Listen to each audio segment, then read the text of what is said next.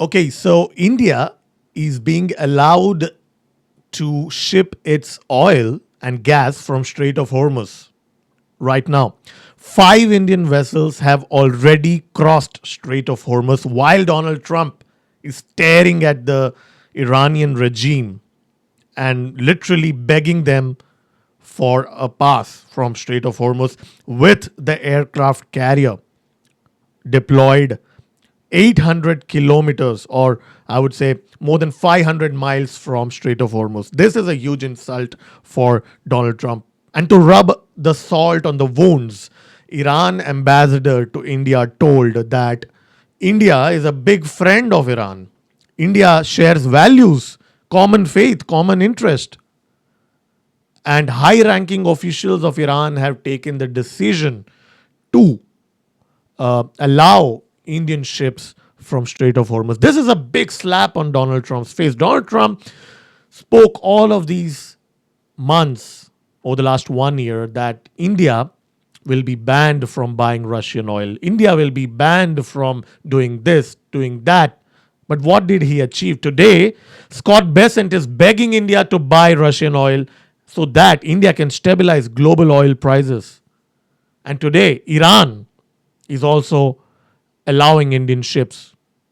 Whereas Donald Trump has failed to secure Strait of Hormuz.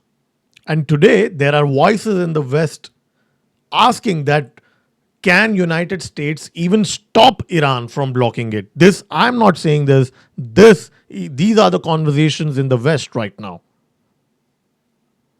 And a lot of them are not even Trump haters. A lot of them actually are even Republicans.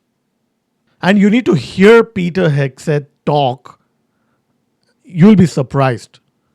Iran's leadership is in no better shape. Desperate and hiding, they've gone underground, cowering. That's what rats do. He said Iran's leadership is hiding underground. That's what rats do. And look at what's happening in Iran on the same day Pete Hegseth gave the speech. Look at the Iranian leadership. This guy is Iran's foreign minister. You look at all the crowd. There are thousands of people. This is the center of Tehran. This is not some bunker. This is not some underground tunnel. This is the heart of the city. It's like town square. It's like Times Square of Tehran. He is out there with the people. He's walking. And if you look at his security, you won't find like hundreds of security guards with him. He's openly walking here. That means the regime feels safe right now. And they are on the streets. And not only this guy, even Larijani, even all of their clerics and the leaders, they're out there in the city center. And Pete Hegseth wants you to believe that Iran's leadership is in no better shape. Desperate and hiding, they've gone underground. Unbelievable lie. And what about the aircraft carrier, Abraham Lincoln? It's right now so far from Strait of Hormuz. They can't do anything. Iran is already mining the Strait of Hormuz. They've already started and they have hundreds of these boats. And Donald Trump claims that he destroyed 16 boats. Well, they have more than 500, and most of these boats are right now stored in the underground cities that are actually there. And some of these underground tunnels are assumed to be below the Strait of Hormuz, under the water. Yes. So if that is the case, how is United States going to take them out? Because if Iran continues to do the mining work, and even if they are successful in mining few dozen mines, and if United States does not send warships to remove them and destroy them, then there's no way Strait of Hormuz will be operational. And at the moment, Donald Trump is shying away from sending warships to the Strait of Hormuz because he's afraid. He is afraid that if one of these warships goes down, then it will be humiliation for the mighty United States Navy. Because Iran can very well do that. Because Iran is using cheap underwater drones, unmanned boats to hit ships. Iran does not even need hypersonic missiles to damage US warships. That is the hard reality Donald Trump is realizing right now. And now Donald Trump has hit Karg Island, which has 80 to 90% of oil that Iran exports. He has bombed that, and he said that he hasn't touched the oil fields there. He hit the military targets over there. But Iran has now threatened that, okay, if you even touch any of these oil fields on Karg Island, we will destroy all the oil fields in the Middle East.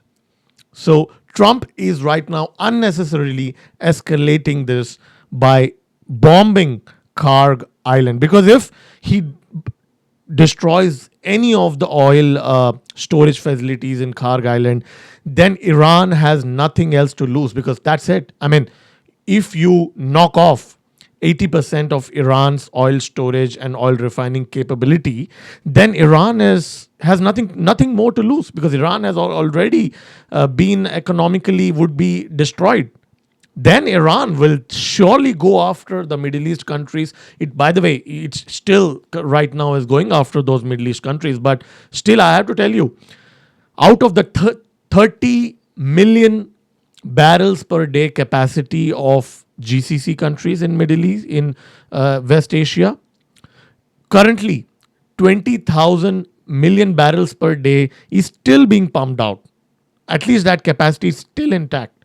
But if Donald Trump does anything in the Karg Island, there is a risk that Iran would wipe out the rest of the refining and storage capacity of Middle East. And after that, even if Strait of Hormuz opens up, what will the ships even carry? This is a very critical situation right now in Middle East, and Donald Trump currently, the things that he is doing, it seems that he wants to completely shut down the oil of Middle East. What do you think about this? Do write your opinion in the comments and let me know. I'll see you in the next video, where I'm going to talk about what is the outcome of this conflict going to be, and how Russia and China are playing the game, how India are playing the game, and we'll talk about all of that. So do like this video and subscribe to my channel. This is Girish signing off from this video. See you in the next video.